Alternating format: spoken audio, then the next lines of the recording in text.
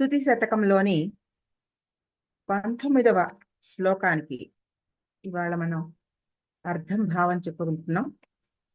ముందుగా శ్లోకం.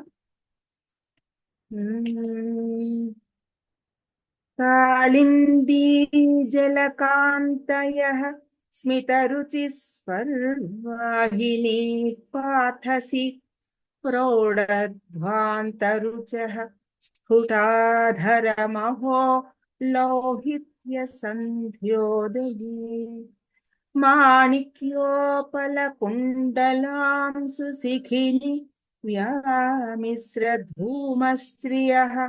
కళ్యాణైకభువః కటాక్షసుషమాః కామాక్షిర్యాజంతి తే. ప్రతిపదార్థం చెప్పుకుంటే, కామాక్షి, ఓ కామాక్షి దేవి, కళ్యాణైక భువః, మంగళములకు నిలయమైన భూమి అయిన, అంటే ఆవిడని తలుచుకుంటే మంగళకరమే అంతా. ఆవిడే మంగళాలకి భూమి, సర్వమంగళ. తే, నీ యొక్క కటాక్ష సుషమాహ, క్రీగంటి శోభలు లేదా కడగంటి కాంతులు, స్మిత రుచి, చిరునవ్వనడు,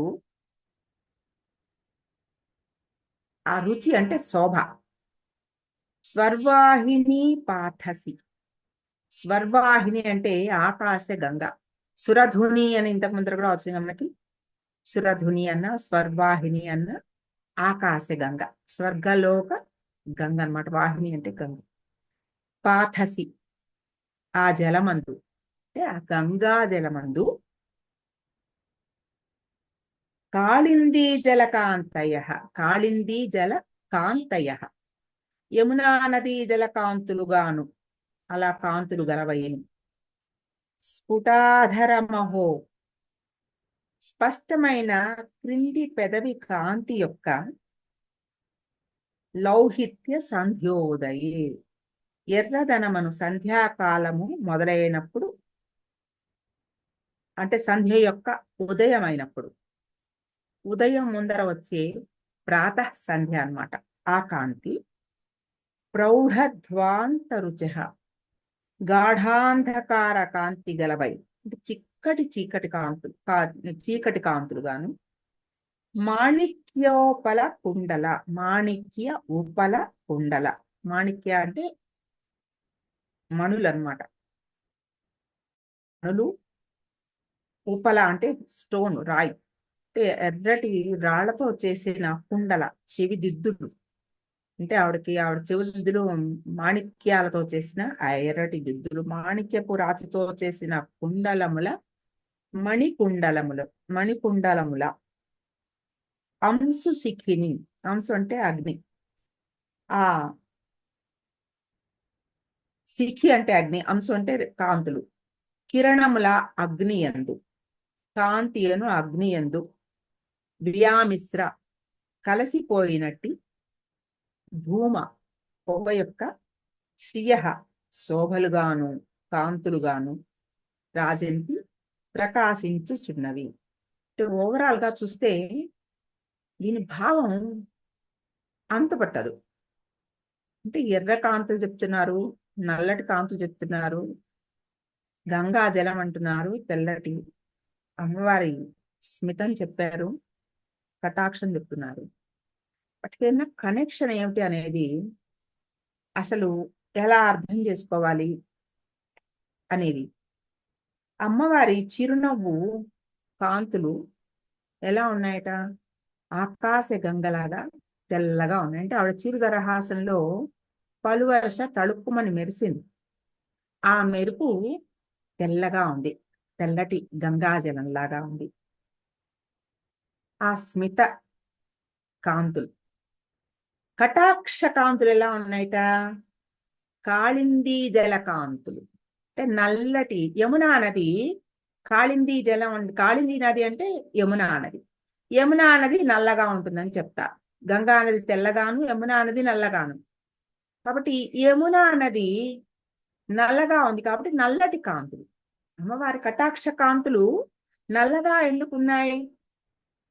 నల్లటి కాటుక పెట్టుకున్న కన్నులు, కాటుక లాంటి కనురెప్పలు, ఇంత నల్లటి దట్టమైన కనురెప్పలు ఉన్నాయి ఆవిడ కళ్ళకి. కళ్ళు అలా నల్లగా కనపడుతున్నాయి అన్నమాట, అటువంటి అందంగా కళ్ళు.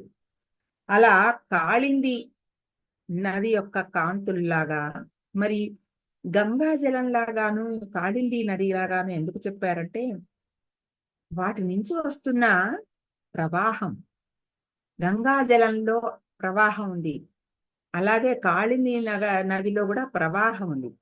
అంటే తరంగాలు తరంగాలుగా వచ్చే ఆ ప్రవాహపు అలల తాలూకు ఆ కాంతులు ఒక సాధకుడి మీద ప్రసరిస్తడం అన్నమాట ఇదంతా. కాబట్టి వాటిని అలా అర్థం చేసుకోగలగాలి. ఆ కాళింది జలకాంతులై ప్రకాశిస్తున్నాయి. అమ్మవారి తెల్లటి నవ్వు అనే గంగాజలంలో కటాక్ష కాంతులు నల్లగా యమునా నదిలాగా కలిసి ప్రవహిస్తున్నాయి సాధకుడి మీద. ఇందులో అమ్మవారి ఆ ముఖంలో పవిత్రీకర్తుమ్న పశుపతి పరాధీన హృదయే ఒకటి, విభక్తత్రైవర్ణ్యం వ్యతికర్తలీలాంజనతయా ఒకటి.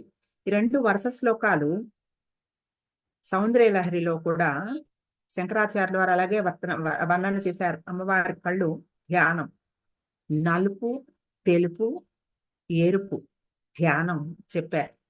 ఇందులో కూడా ఆ 3 రంగులు చెప్తున్నారు. తర్వాత అమ్మవారి దంతముల పైకప్పు ఆ పెదవి వలె ఎర్రటి సంధ్యాకాలం ఉందిట. ఇది కళ్యాణేక భువ కటాక్ష సుషమాహ కామాక్షి. ఇందులో మెయిన్ గా ఏది మెయిన్ తీసుకున్నారంటే, స్మిత రుచి చెప్తున్నా కూడా కటాక్ష సుషమాహ రాజంతి అంటే కటాక్షం యొక్క ఇంపార్టెన్స్ చెప్తున్నారు బాగా. ఆ కటాక్ష సుష్మాహ కళ్యాణేక భువ, అటువంటి ఆ కటాక్షం ఎలాంటిదిట? కళ్యాణేక భువ, కళ్యాణాలని మాత్రమే కలిగించేది. ఆ కటాక్ష ధ్యానం చేస్తే, అమ్మవారి యొక్క కనుల ధ్యానం చేస్తే కళ్యాణాలు మాత్రమే జరుగుతాయి అని, అటువంటి ఆ కళ్యాణేక భువ అనే మాటను చెప్తున్నారు. కళ్యాణేక భువ కామాక్షి రాజంతికే, అటువంటి ఆ కటాక్ష కాంతులు అలా శోభిల్లుతున్నాయి అని చెప్తున్నారు. అక్కడ ప్రౌఢధ్వాంత రుచ స్ఫుటాధరమహో లౌహిత్య సాంధ్యోదయే.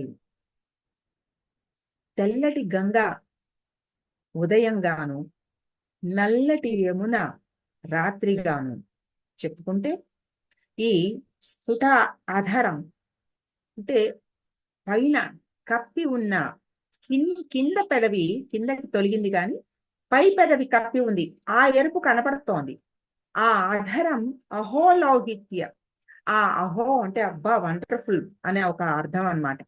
అటువంటి ఆ ఎరుపు లౌహిత్య సంధ్యోదయే అంటే తెలుపుకి, పగటికి రాత్రికి మధ్యలో సంధ్యాకాలం ఉందిగా, అది ఆ ప్రౌఢధ్వాంత రుచ, ఈ నల్లటి చీకటి నుంచి ఉదయం అయ్యే ముందర సంధ్యాకాంతి ఎలా ఉంటుందో అటువంటి ఎర్రటి కాంతులుగా అమ్మవారి పెదవి కనపడుతోంది. ఆ దంతాల్ని కప్పే ఆ పెదవులు ఆ ఎర్రటి రంగుతోటి అలా వెలిగిపోతున్నాయి. ఇప్పుడు మనకి అమ్మవారి ధ్యానం చెప్తున్నారనే ఒక పాయింట్ అర్థమైంది. రెండోది పగలు రాత్రి మధ్యలో సంధ్య 3 చెప్తున్నారు. తర్వాత మాణిక్యోపల కుండలాంసు శిఖిని. పగలు అంటే ఎవరు గుర్తు రావాలండి మనకి? సూర్యుడు. రాత్రి అనగానే ఎవరు గుర్తు రావాలి? చంద్రుడు. ఇప్పుడు శిఖి అగ్ని, అది కూడా మాణిక్యోపల కుండలాంశం. మళ్ళా సాయంత్రం పొద్దున అయిపోయిన తర్వాత మళ్ళా రాత్రికి వెళ్లే ముందర ఇంకొక సంధ్య ఉంది కదా, సంధ్యా సమయం. ఈ సంధ్యా సమయాన్ని ఏది గుర్తు చేస్తుంది? అమ్మవారి చెవి కమ్మల తాలూకు ఆ ఎరుపుదనము, ఆ అగ్నిని గుర్తు చేస్తూ, అగ్ని నుంచి ఆ ఎరుపుదనంలోంచి మళ్ళా నలుపుకు వెళ్ళాలి కదా. ఈ నలుపు ఎక్కడి నుంచి వస్తుంది మళ్ళా అంటే, వ్యానిస్స ధూమశ్రియ. అగ్ని ఉంటే అంటే నిప్పు ఉంటే పొగ ఉంటుంది, పొగ ఉంటే నిప్పు ఉన్నట్టు అర్థం కదా. అక్కడ పొగొస్తోంది అంటే అక్కడ నిప్పు ఉందని అర్థం. అలాగే ఈ నిప్పు నుంచి పొగలాంటి చీకటి, మళ్ళా రాత్రికి సమయం, సాయంత్రం నుంచి మళ్ళా రాత్రి చీకటికి వెళ్తోంది అంటే పగలు రాత్రి, ఉదయపు సంధ్య, సాయం సంధ్య, ఇవి 4 చెప్పారు. 3 రంగులు చెప్పారు, తెలుపు ఎరుపు నలుపు చెప్పారు. సూర్య చంద్ర అగ్ని చెప్పారు. అంటే చూడండి అమ్మవారి యొక్క క మా అన్న దీనిలో క ఆ మా 3 ఉన్నాయి. క బ్రహ్మ రజోగుణం అయితే, ఆ మధ్యలోది క ఆ మాలో బ్రహ్మ క, అకారం ఏమో విష్ణు, మకారం రుద్రుడు. అయితే ఆ మూడింటికి బ్రహ్మ విష్ణు రుద్రుడు సృష్టి స్థితి లయ 3 వచ్చాయి. కామాక్షి అక్షి ఆవిడ, అటువంటి అక్షులు కలిగింది అంటే ముగ్గురిని కూడా తన కంటిలో నిలుపుకున్నది. తర్వాత భక్తుల యొక్క కామనలని తీర్చేది కామాక్షి. కాబట్టి ఆ కంటి చూపులోనే రవి సూర్య, అదే రవి చంద్ర అగ్ని, ఈ 3. మళ్ళా రవి రజోగుణం, చంద్రుడు సత్వగుణం, అగ్ని తమోగుణం, మళ్ళా 3. ఇలా మూడిటికి త్రిగుణాలు, త్రికాలాలు, అవస్థలు, స్వప్న జాగ్రత్త సుషుప్తి 3 అవస్థలు, ఇలా 3 ఉన్న అన్నిటినీ కూడా మనకి గుర్తు చేస్తూ ఈ వదన ధ్యానం చేస్తూ, ఇంత ధ్యానం చేస్తే మరి కళ్యాణం కాకపోతే ఏమిటి? ఇటువంటి అమ్మవారి ధ్యానం చేసినప్పుడు అటువంటి కళ్యాణమేగా కలుగుతుంది. అది చెప్తూ గాఢాంధకారాన్ని తొలగించే ప్రాతఃసంధ్య, మళ్ళా గాఢాంధకారానికి కారణమైన సాయం సంధ్య. వీటిల్లో అంటే పగలు రాత్రి అంటే సృష్టి స్థితి లయ, మూడిటికి కూడా చెప్తా. అమ్మవారి కళ్ళు తెరిస్తే పగలు, కళ్ళు మూస్తే రాత్రి, సృష్టి చెయ్యాలనుకున్నప్పుడు సంధ్య సాయం, ఇట్లా అన్నిటికీ కూడా చెప్పుకుంటూ వెళ్తే ఆవిడ ఆ కంటి చూపుతోనూ స్మితంలో ఉన్న అమృతమైన ఆ దరహాసము, ఈ రెండూ కూడా ఎలా ఉంటుందంటే అమృతమయమైన కటాక్షం సాధకుడి మీద ప్రసరించి కర్మ సంబంధమైన అన్ని అడ్డంకుల్ని తొలగించి సాధన ఫలించి ఒక ఉత్తమ ధ్యాన స్థితికి, ఉన్నత ధ్యాన స్థితికి తీసుకెళ్తుందిట ఈ వదన ధ్యానం. ఈ త్రిగుణాతీతుడై 3 గుణాలు చెప్పుకున్నాం కదా, రజసత్వతమో గుణాలు 3 చెప్పుకున్నాం. ఈ 3 రజోగుణంలో, తమో గుణంలో ఒక మనిషికి ఇడియాసిటీ ఉంటుంది. తమో గుణంలో తను పట్టిన కుందేటికి 3 కాళ్ళే అనే ఒక మొండితనం ఉంటుంది. నేను చేసేది కరెక్టే. పిల్లల్లో కూడా మనం చూస్తుంటాం, ఒకసారి నువ్వు ఇలా చేస్తే తప్పు, ఇలా చేయకు అంటే లేదు నాకు ఇదే కరెక్ట్, నేను ఇలాగ చేస్తా అంటే ఒక మొండితనం. అది తమో గుణం. రజోగుణం కొంత యాక్టివిటీ, డైనమిక్ గా ఉండడం, పనులు చేయగలగడం, కానీ పూర్తిగా లౌకికపరమైన అందులోనే ఉండి కొట్టుకుంటూ పోవడం. ఈ రెండిట్లలోనే నడిచిపోతూ ఉంటాడు. సత్వగుణాన్ని కూడా సాధించుకున్నాను అనుకుంటాడు, కానీ ఆ సత్వము రజోగుణానికి కనెక్టెడ్ గానే ఉంటుంది తప్ప పూర్తి స్వచ్ఛమైన ఆ సత్వగుణంలోకి చేరడు. ఎప్పుడైతే అమ్మవారి కరుణా కటాక్షాలని పొందిన సాధకుడు ఆ సాధనతో ఈ ధ్యానాలు చేస్తాడో, ఈ ధ్యానం వలన అతను అసలు అమ్మవారి యొక్క ప్రతి అవయవ ధ్యానము సౌందర్యలహరిలో కూడా చెప్పారు.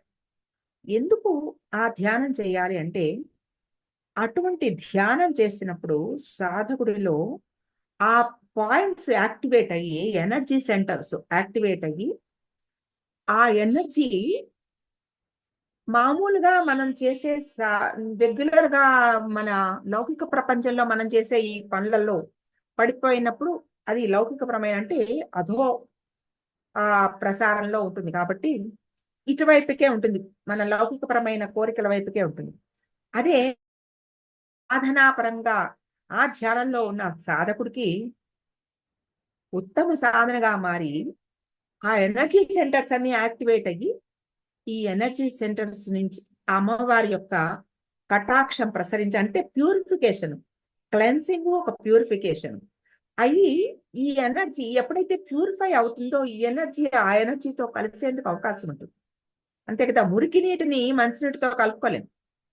మంచి నీరులో కలవాలంటే ఈ నీటిని శుద్ధం చేసుకోవాలి. ఈ నీరు శుద్ధమైనప్పుడు అందులో కలిసినప్పుడు ఈ నీరు ఆ నీరుతో కలిసిపోయి ఇంకా స్వచ్ఛతను పొందుతుంది. కాబట్టి మామూలుగా మనం నీరు మంచినీళ్లు తీర్థానికి పెట్టుకుంటామండి.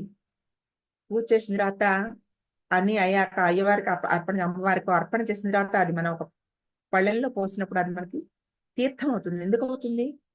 అది మనం స్వామివారికో అమ్మవారికో అర్పణ చేశాం కాబట్టి అది తీర్థం అయింది. మామూలు నీరే కదా అది కూడా, మనం పట్టుకు తీసుకొచ్చిన నీరే. అది తీర్థం ఎప్పుడైంది? ఆ శక్తి అందులో ప్రవేశించినప్పుడు, అది అర్పణ చేసినప్పుడు.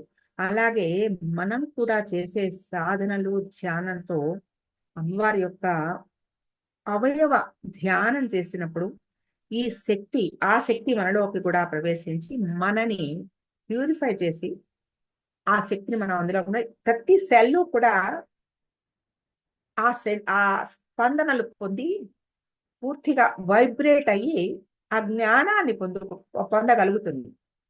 అదే శుద్ధ విద్య. ఆ విద్యలోకి అవిద్య పోయి శ్రీ విద్యను పొందగలరు. శ్రీ విద్య అంటే ఏమిటి? ఏదో మనం నేర్చుకుని ఏదో చాలా మంత్రం తంత్రం అవే కాదు. ఏదైతే మన జ్ఞానానికి అడ్డం లేకుండా ఉంటుందో, జ్ఞానం పొందడానికి అడ్డంగా ఉన్న మార్గాలను తీసేస్తుందో, ఆ ముళ్ళని తీసేస్తుందో అదే శ్రీ విద్య. అదే శుభకరమైనది, కళ్యాణ హేతులు. కాబట్టి అటువంటి ఆ సాధకుడు సంపూర్ణమైన జ్ఞానాన్ని పొందగలుగుతాడు అటువంటి ధ్యానం చేసినప్పుడు. ఆ అమ్మవారి కన్నులలో ఉన్న ప్రేమామృతమైన ఆ కటాక్షము, స్మితంలో ఉన్న అమృత రుచి, ఈ రెండూ కలిసి సాధకుణ్ణి పూర్తిగా ఒక ఉత్తమ గతికి తీసుకెళ్తారనమాట. ఇటువంటి స్థితిని ఇందులో ముఖ్యంగా కటాక్షానికే ఎక్కువ ప్రాధాన్యత ఇచ్చారు. ఈ కటాక్షము ఒక సాధకుని ఉత్తమ గతికి తీసుకెళ్తుంది అని చెప్తూ ఇందులో 3 సంధ్యలు, 3 పగలు రాత్రి సంధ్య 3 ప్రస్తావించారు. 3 గుణాలు ప్రస్తావించారు. సూర్య చంద్ర అగ్నిని ప్రస్తావించారు. తర్వాత అక్షి విద్య అనే ఒక విషయం కూడా, కటాక్షము. అక్షి విద్య అంటే కంటి చూపుతో మా ఒక్కొక్క గురువులు కంటితో కూడా విద్యని ఉపదేశం చేస్తూ ఉంటారట. అటువంటి ఒక అక్షి విద్య అమ్మవారికి కామాక్షి, విశాలాక్షి, మీనాక్షి ఈ పేర్లు అందుకే వచ్చాయి. ఆవిడ దగ్గరికి వెళ్ళి మనం నుంచుంటే కళ్ళు ఎంత అద్భుతంగా ఉంటే, ఆ కళ్ళు మన వంకే చూస్తున్నట్టు, మనని తడిపేస్తున్నట్టు, మనం ఆనందంలో మునిగిపోయినట్టు ఒక భావం వస్తుంది. అదే కటాక్ష లహరి. అటువంటి కాళిందీ జల కాంతయ అని చెప్పారు. కాళిందీ జల కాంతులు, ఆ కాంతులతోటి, ఆ నల్లటి కాంతులతోటి. మరి కటాక్షము నల్లగా ఉంది అని చెప్తే జ్ఞానం తెల్లగా ఉంటారు కదా, కటాక్షం నల్లగా ఎందుకు చెప్తున్నారు అంటే, ధునోతు ధ్వాంతం నస్తులిత దళితేందీవరవనం అని చెప్పినట్టు నాలో ఉన్న అజ్ఞానాన్ని, గాఢమైన అజ్ఞానాన్ని, నల్లటి అజ్ఞానాన్ని నీ కేశపాసం, నల్లగా ఉన్న నీ కేశపాసం పోగొట్టుగాక అని శంకరాచార్యులు వారు చెప్పారు సౌందర్య లహరిలో. అలాగే ఆ కటాక్ష కాంతులు నల్లగా ఉండి ఆ నలుపు ముళ్ళుని ముళ్ళుతో తీసేయడం అంటారు కదా, అలాగా మనలో ఉన్న అజ్ఞానాన్ని పూర్తిగా పోగొట్టగలిగినవి అమ్మవారి ఆ కటాక్ష కాళిందీ జలకాంతే. ఆ కాళిందీ జల కాంతులు, ఆ నల్లటి కాంతులు మనలో ఉన్న అజ్ఞానాన్ని పోగొట్టి మనకి అక్షి విద్య, అమ్మవారి కంటి ద్వారా అటువంటి విద్యని, శ్రీ విద్యని ప్రసాదిస్తుంది. అటువంటి ఆ జ్ఞానాన్ని అమ్మవారు మాకు ఈ మేము చేసే ఈ వదన ధ్యానం ద్వారా మాకు ప్రసాదించుగాక అని. అంతే కదా, మరి మనం వదన ధ్యానమే ఇప్పుడు చేస్తున్నాం. మనం అమ్మవారి కళ్ళు చెప్పుకున్నాము, స్మితం చెప్పుకున్నాం, కాబట్టి వదనం. చూపు అంటే కాంతిస్తాను, అంతేగా. ప్రతి మనిషి కంటి ద్వారానే దేనైనా చూడగలిగింది. మనలో ఉన్న చీకటిని పోగొట్టేది అమ్మవారి చూపు. మనకి కూడా చీకటి నుంచి వెలుగులోకి తీసుకెళ్లేది మన కన్నే. కాబట్టి మనలో ఉన్న తమస్సుని పోగొట్టేది, జ్యోతినిచ్చేది అమ్మవారి కంటి చూపు, ఆ కటాక్షం అన్నమాట. గంగలోను కాళింది, ఇవి రెండు చెప్పారంటే ఈ రెండిటిల్లో స్నానం చేస్తే, ఏదైనా ఒక నదిలో స్నానం చేసినప్పుడు పవిత్రం అవుతాం మనం. అదే ఆ భావంతోనే ఆ నదిలో స్నానం చేస్తాం మనం, చెప్పుకుని నాకున్న అన్ని పాపాలని పోగొట్టి నన్ను పవిత్రం చేయుగాక అని ఆ సాంస్కృతిక శ్లోకం చెప్పుకొని మనం స్నానం చేస్తాం. అలాంటి నదీ స్నానము మనలో ఉన్న ఎన్నో పాపాలని నశింపచేసినట్టు అమ్మవారి యొక్క ఈ కంటి చూపు ధ్యానము, ఆ స్మిత రుచి ధ్యానం, ఇవి రెండు కూడా గంగా నది, యమునా నది, ఈ రెండు నదుల్లోనూ ఒకేసారి మునిగి ఆ పాపతాపాలని పోగొట్టుకోగలిగే శక్తిని ఈ ధ్యానం మనకు ప్రసాదిస్తుందిట. అలా అంటే ఒకేసారి మనం అలా ధ్యానం చేస్తున్నప్పుడు అలా కంటి నుంచి నల్లటి ఆ గంగ నది, యమునా నది ప్రవాహం, అమ్మవారి చక్కని దరహాసం నుంచి వస్తున్న గంగా నది ప్రవాహం రెండు కూడా మనని తడిపేస్తున్నట్టుగా, ఆ అమృత ప్రవాహంలో మనం మునిగిపోతున్నట్టుగా ఒక సాధన భావం చేసుకుంటే చాలు. ఆ భావనతోనే మనం ఒక పునీతం అయిపోయిన ఒక భావన వస్తుంది. మనం ఆ పుణ్యంలోకి వెళ్ళిపోగలుగుతాం. అటువంటి సరైన ఒక భావన చేయగలిగే ఒక శక్తిని ఈ ఒక చిన్న శ్లోకంలో మనకి ఇచ్చేసారు చూడండి. అక్కడ నదిలో స్నానం చేస్తే ఎంత ఫలితం వస్తుందో, అలా నీ చూపు, నీ చిరు దరహాసం నా మీదకి ప్రసరిస్తే నాలో ఉన్న పాపం నశించిపోతాయమ్మా. నేను ధన్యుడైపోతాను. ఆ పాపతత్వాలు పోయిందంటే తర్వాత లోపల ఉండే ఆ నల్లటి అజ్ఞానం పోయిందంటే, మురికి స్నానం చేస్తే మన మీద ఉన్న మురికి పోతుంది. ఇటువంటి మానసికమైన ఆ స్నానం చేస్తే ఏమవుతుంది, లోపల ఉన్న చీకటి అనే అజ్ఞానం, అంటే దేనికైతే మన విద్యకి అసలైన జ్ఞానం పొందడానికి అడ్డమవుతుందో ఆ విద్య, చీకటి, గాఢ అంధకార స్థితి, ఇవన్నీ కూడా దూరం అయిపోతాయి కదా. అటువంటి ఆ జల స్నానము నాకు నాలో ఉన్న పాపతాపాలన్నింటినీ పోగొట్టి నాకు ఆనందంతో తడిసిపోతున్న ఒక భావనని ఇస్తోంది తల్లి అని చెప్తున్నారు. అమ్మవారి స్మితం, ఆ అమ్మవారి నవ్వు, మామూలుగా కూడా మనం ఎవరైనా పలకరించినప్పుడు నవ్వి పలకరిస్తే అవతల వాళ్ళు కూడా నవ్వి మాట్లాడతారు. వాళ్ళు కూడా నవ్వి మాట్లాడతారు. మనం కనుబొమ్మలు ముడుచుకుని మాట్లాడితే వాళ్ళు అలాగే మాట్లాడతారు. కాబట్టి ఈ నవ్వు నలుగురిని మన వైపుకి ఆకర్షింపచేసే ఒక ప్రక్రియ. మన నవ్వుకి అటువంటి ఒక ఆకర్షణ ఇది ఉంటే, అమ్మవారు నవ్విందంటే సృష్టి మొత్తం నవ్వినట్టే. ఆవిడే సృష్టి కదా. ఆవిడే ఆవిడ నవ్విందంటే సృష్టి మొత్తం నవ్వినట్టే. అటువంటి నవ్విన స్థితిలో అమ్మవారిని సాధన చేసేట,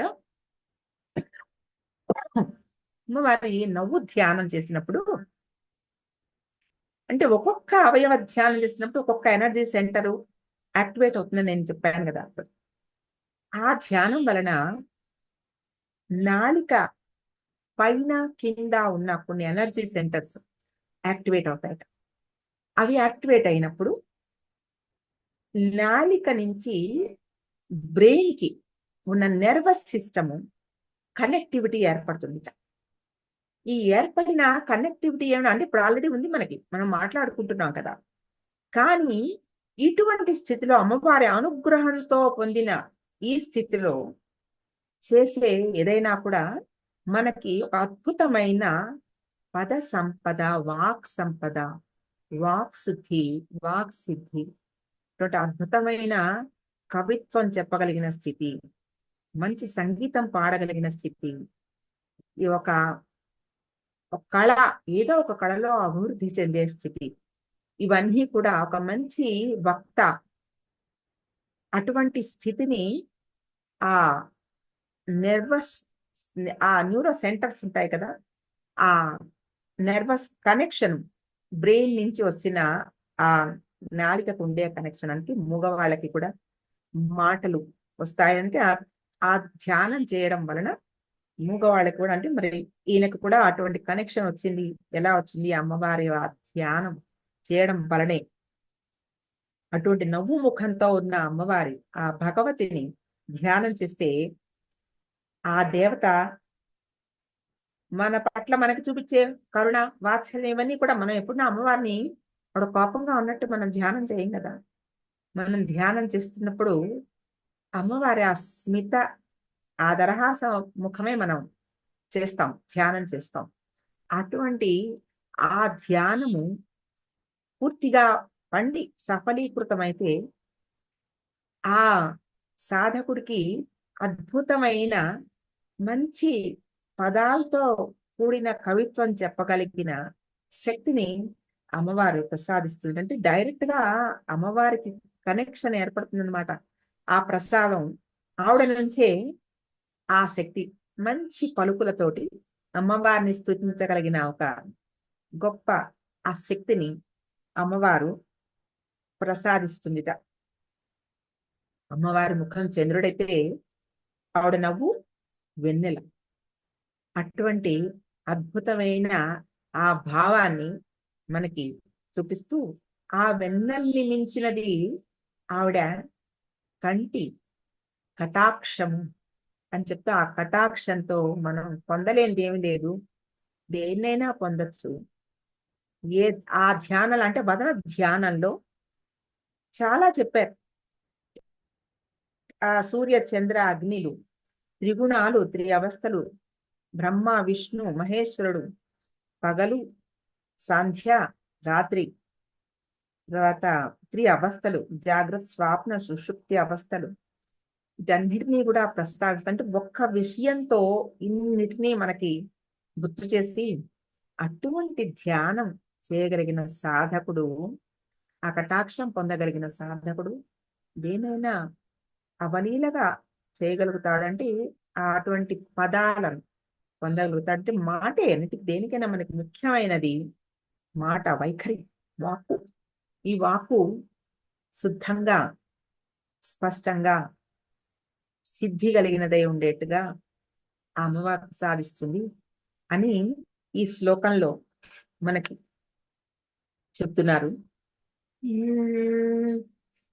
కాళిందీ జలకాంతయః స్మితరుచిస్వర్వాహినీ పాథసి ప్రౌఢధ్వాంతరుచః స్ఫుటాధరమహో లౌహిత్య సంధ్యోదయు మాణిక్యోపలకుండలాం సుశిఖిని మిశ్రధూమశ్రియః కళ్యాణైకభువః కటాక్షసుషమాః కామాక్షి రాజంతి తే.